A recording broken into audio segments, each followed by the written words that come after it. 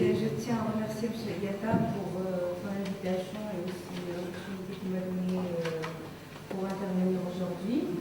Donc, à ce que vient de dire Madame, je vais présenter aujourd'hui les technologies de stockage à haute température pour les centrales CSP.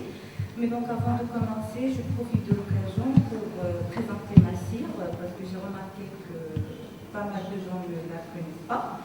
Donc, Massir est une fondation créée en 2007 et qui a pour but la recherche appliquée et l'innovation. Donc, cette fondation elle est composée de 3 différents centres. Un centre de biotechnologie, de nanotechnologie et de microélectronique. Donc, la biotechnologie, on a la biotechnologie verte qui s'intéresse aux plantes, à l'agroalimentaire et bon, qui actuellement travaille sur, je ne sais pas si vous êtes au courant du biodiesel 3e génération, qui vient d'être breveté. Donc, on a la biotechnologie rouge qui sont axées sur le côté médical, par exemple, tout ce qui est développement de biopuces et de kits de diagnostic précoce.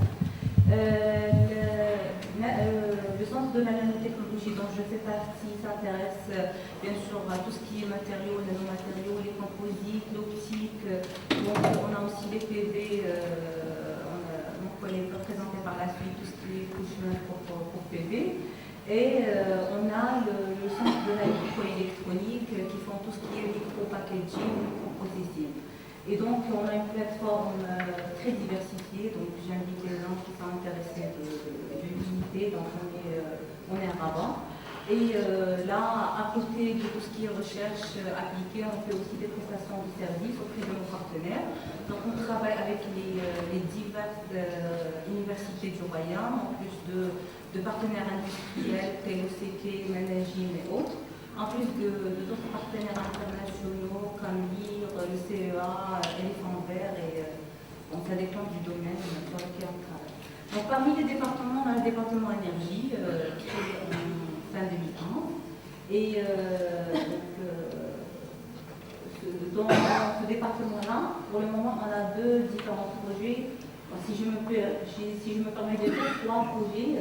Donc le premier, un projet avec le CEA sur le développement des CSP en Maroc. Donc il y a 2 volets, un volet qui concerne l'étude de la durabilité des réflecteurs et un autre concernant le stockage thermique.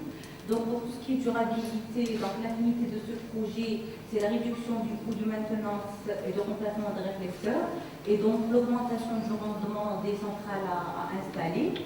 Et donc les étapes qui sont à réaliser au niveau de ce projet-là, c'est l'étude qui se fait en 2 différents sites. On a installé des stations météo et pour exposer les échantillons à des conditions climatiques vraiment extrêmes. On a un site à Abed, à Temara, pour bien sûr étudier tout ce qui est effet physico-chimique sur les réflecteurs, l'humidité, la corrosion et autres. Et un autre site qui est situé à Soukoura pour un peu étudier les paramètres de l'effet des vents de sable, d'abrasion, plutôt les paramètres mécaniques de leurs effets sur les réflecteurs. Et donc pour le stockage, c'est le premier sur lequel je travaille.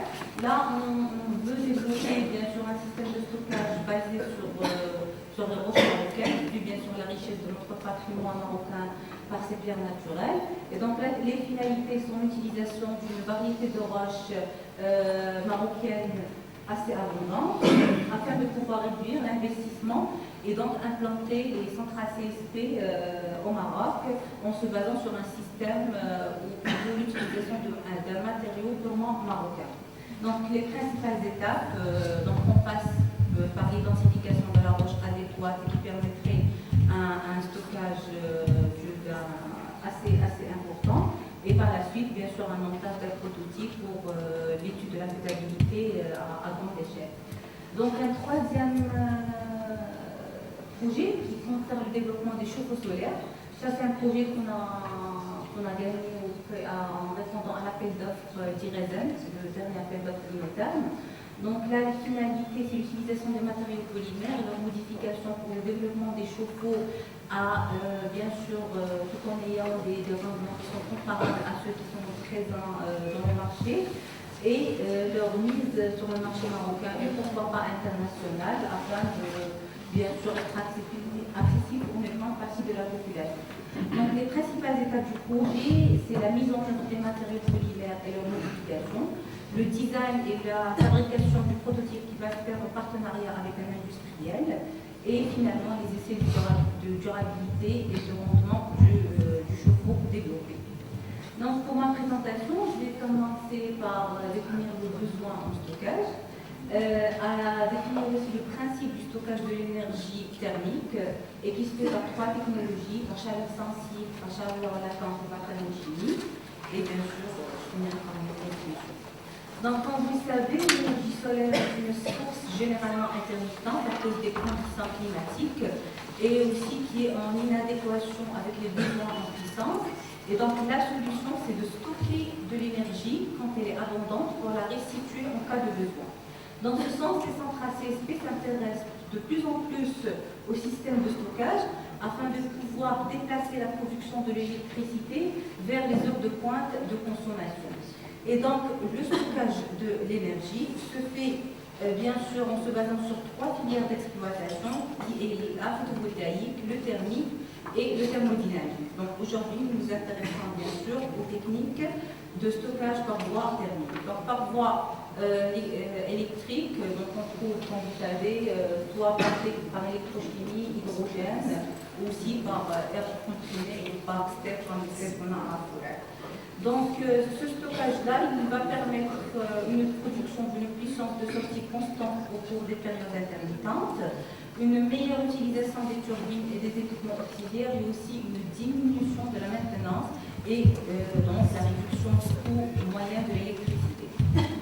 Généralement, les technologies de stockage peuvent s'adapter aux différents types de systèmes de production d'électricité à développer. Pour cela, donc, le choix de la technologie doit se faire selon des critères pondérés et qui sont exprimés selon un cahier de charges, selon l'investissement, les réglementations sécuritaires désirées, la technologie adéquate à adopter pour le système à développer, bien sûr tout en respectant l'environnement et aussi tout en prenant en considération un paramètre très important qui est la durée de vie du système développé. Donc le stockage de l'énergie par voie thermique, comme je dis tout à l'heure, constitue à emmagasiner l'énergie lorsqu'elle est abondante, moins coûteuse, pour la restituer en cas de besoin.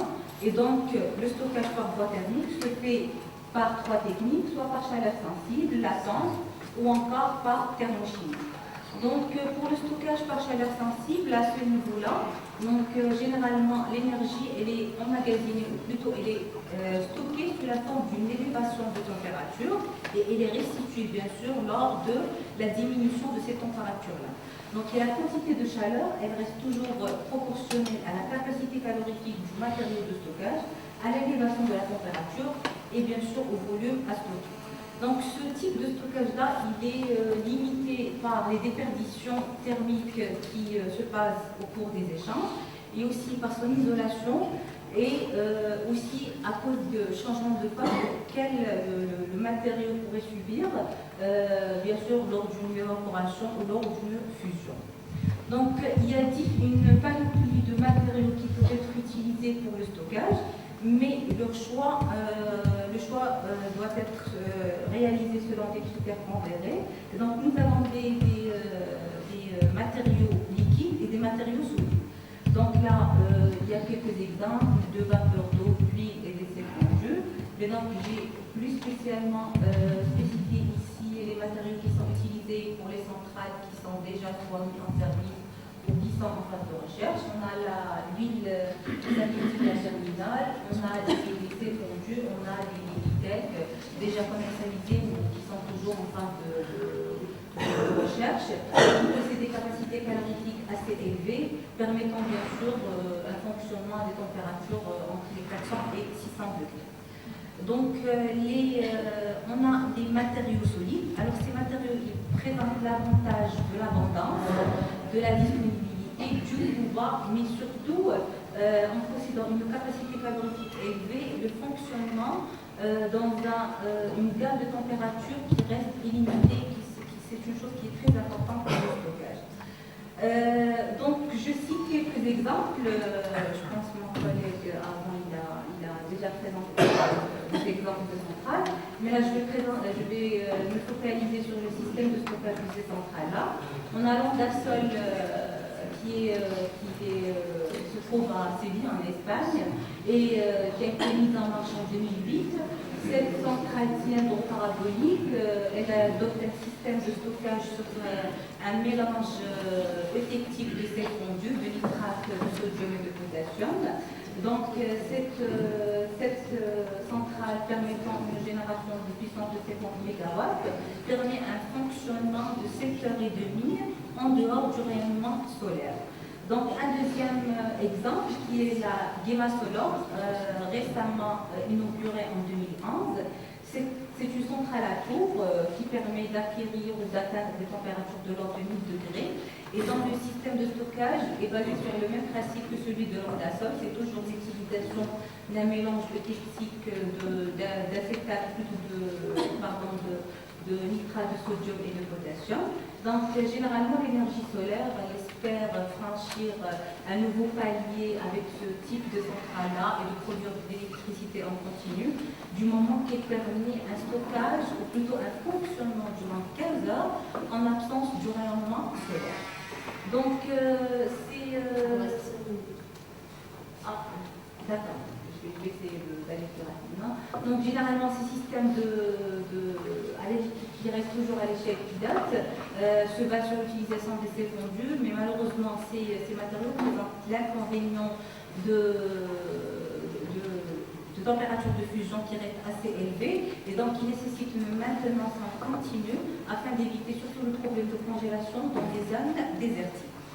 Donc pour cela, il y a plusieurs approches alternatives qui ont été adoptées par différents laboratoires. Donc on a le DLR qui ont développé un prototype basé sur l'utilisation du béton où le fluide caloporteur qui est de l'huile synthétique circule à travers des échangeurs de chaleur. Donc ce système-là a été jugé économique et fiable du moment qui permet un fonctionnement dépassant les 10 heures.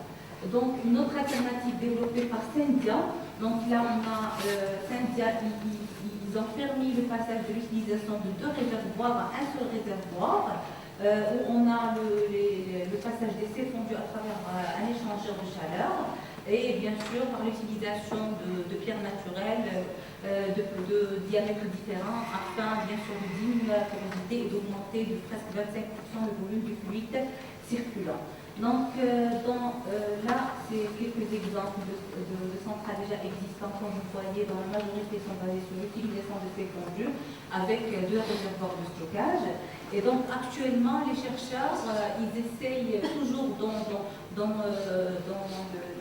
le but de diminuer le coût de l'investissement et toujours tendre dans l'efficacité du système de stockage, d'utiliser un seul réservoir. Et là, on a un réservoir qui est basé sur un principe qu'on appelle thermophilie. Donc, on a le fluide chaud qui circule du haut de la cuve vers le bas pour se refroidir. Et la restitution de l'énergie, elle se fait dans le sens inverse. Et donc, par ce système-là, on pourrait, c'est-à-dire avoir une stabilité mécanique avec l'utilisation d'un matériau assez abondant à bas coût et qui est, comme j'ai dit tout à l'heure, l'avantage des matériaux solides, l'applicabilité à une gamme de température illimitée. Donc, du moment que le matériau de stockage... Alors, le DCF type, c'est le stockage par chaleur latente. Donc, à ce niveau-là, généralement, l'énergie, elle est emmagasinée par une transformation de la matière de l'état solide à l'état liquide, et bien sûr, elle est restituée par une transformation qui est inverse à la première. Donc, on a 3 familles de matériaux à changement de phase, organique, inorganique ou un mélange technique entre les deux. Et donc, on a généralement le processus, il est basé sur une montée en cascade des matériaux de changement de phase qui passent du bas du réservoir vers le haut pour acquérir des températures de l'ordre de 400 degrés. Et bien sûr, la restitution se fait dans le cas inverse. Donc là, généralement, c'est des exemples. Et juste, je veux citer les inconvénients des matériaux à changement de phase dans la surduction, la corrosion, la toxicité et surtout la faible conductivité thermique qui reste le grand problème des matériaux à changement de phase. Et donc, le coefficient de transfert thermique reste toujours dominé par la conductivité thermique qui à cause de sa faiblesse, reste une contrainte pour l'utilisation de ces matériaux-là et donc conduit à une puissance de charge et de décharge qui est toujours faible et automatiquement un transfert de chaleur entre le matériau et le fluide qui reste vraiment pas intéressante et qui rend le système développé plus complexe à cause de l'instabilité et la durée de vie de ces matériaux. Donc les recherches actuelles sont penchées sur la participation au développement de nouveaux produits à forte valeur par la caractérisation de leurs propriétés thermiques et mécaniques, par le développement de nouvelles techniques de transfert pour compenser la faible conductivité et à la fin d'effectuer des tests pour la validation, à grande échelle pour la validation du comportement de ces matériaux. Donc il y a maintenant un seul accumulateur qui a été développé par le DLR, qui est installé à Almeria en Espagne et qui est basé sur l'utilisation d'un mélange développé par le DLR de différents types de matériaux à changement de phase et qui à grande échelle permet d'aboutir des températures dépassant les 200 degrés et une capacité de stockage allant jusqu'à 10 heures. Et enfin, le stockage par thermochimie. Donc généralement, c'est un stockage qui est toujours à l'échelle laboratoire. C'est un stockage qui se base sur le principe que l'énergie solaire, durant l'été, elle permet bien sûr de décomposer un matériau en deux composants, un matériau et de la vapeur qui est condensée à température ambiante et qui en phase hivernale est restituée lorsque ces deux matériaux-là reprennent l'état initial. Donc ce type de stockage il est beaucoup plus adopté pour tout ce qui est conditionnement des climatisation et des travaux sont menés actuellement sur les éoliennes, le charbon actif, encore grâce à leur densité énergétique et leur bas. Donc juste à la fin, un exemple de réacteur développé par le CEA en partenariat avec Promesse et 12 autres partenaires. Ils ont fini par développer 2 réacteurs pilotes et qui seront destinés pour un stockage à longue durée pour le chauffage de l'habitat. Donc les réacteurs sont déjà développés et maintenant ils sont en phase d'études de simulation et de faisabilité des performances de ces réacteurs. Je finis par récapituler un peu ce que j'ai dit, juste façon de dire que le stockage est une technique qui est très intéressante du moment qui est permis de diminuer presque 5, si je me permets de dire 50% du coût de l'investissement du système à installer. Et donc il faut évaluer vraiment ces techniques-là du moment qu'elles présentent un double avantage dans la forte puissance et la possibilité d'installation très décente de consommation.